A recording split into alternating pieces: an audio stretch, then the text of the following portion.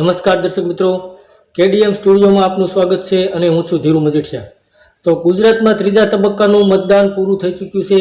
26 સીટમાંથી એક સીટ સુરતની જે છે તે બિનહરીફ જાહેર થઈ છે અને તે ભારતીય જનતા પાર્ટી જીતી છે।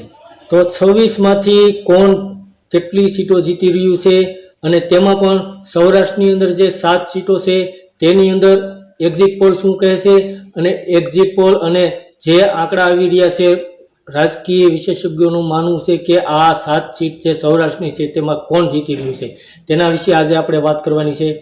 તો સૌરાષ્ટ્રની જે 7 સીટ છે તેમાં સૌપ્રથમ વાત કરીએ તો અમરેલીની જે સીટ છે તેમાં ભારતીય જનતા પાર્ટીના ભરત સુતરિયા અને કોંગ્રેસમાંથી જેનીબેન ઠુમર લડી રહ્યા છે। તેમાં સર્વે અને એક્ઝિટ પોલમાં એવું કહેવામાં આવી રહ્યું છે કે ભારતીય જનતા પાર્ટી અમરેલીની અંદર જીતશે, પરંતુ ખૂબ જ ટૂંકી સરસાઈથી જીતી શકે એવા હાલમાં આંકડા આવી રહ્યા છે। ત્યારબાદ ભાવનગરની વાત કરીએ તો ભાવનગરની સીટની અંદર પણ ભારતીય જનતા પાર્ટી સંપૂર્ણ બહુમતીથી જીતી રહી હોય તેવું કહેવામાં આવી રહ્યું છે।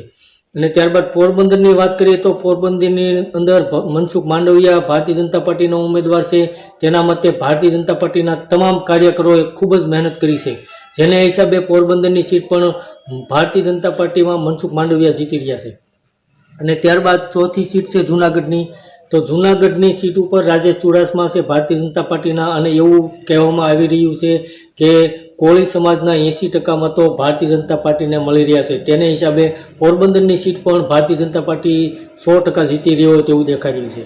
અને ત્યારબાદ સૌથી મહત્ત્વની સૌરાષ્ટ્રની અંદર સીટ હોય તો તે રાજકોટની છે, કારણ કે રાજકોટની સીટ ઉપર પરસોત્તમભાઈ રૂપાલાને લઈને વિવાદ શરૂ થયો હતો અને ક્ષત્રિય સમાજનું આંદોલન શરૂ થયું હતું, પરંતુ હાલમાં જે એક્ઝિટ પોલના આંકડા બતાવી રહ્યા છે કે ક્ષત્રિય સમાજનું વિરોધ હોવા છતાં રાજકોટની સીટ ભારતીય જનતા પાર્ટીના પરસોત્તમભાઈ રૂપાલા જીતી રહ્યા છે।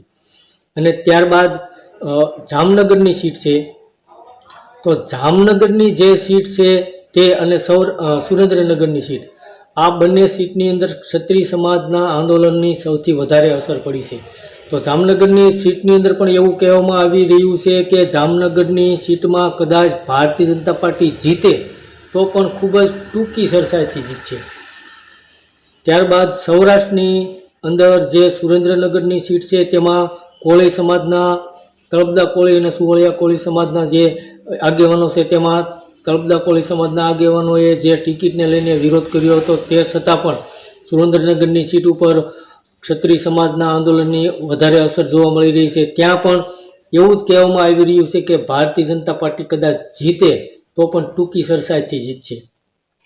તો હાલમાં સૌરાષ્ટ્રની અંદર જે અમરેલીની, ભાવનગર, પોરબંદર, જૂનાગઢ, રાજકોટ અને જામનગર અને સુરેન્દ્રનગરમાંથી 2 સીટ એવી છે કે જામનગર અને સુરેન્દ્રનગરમાં કદાચ કોંગ્રેસ જીતી જાય એવું કહેવામાં આવી રહ્યું છે।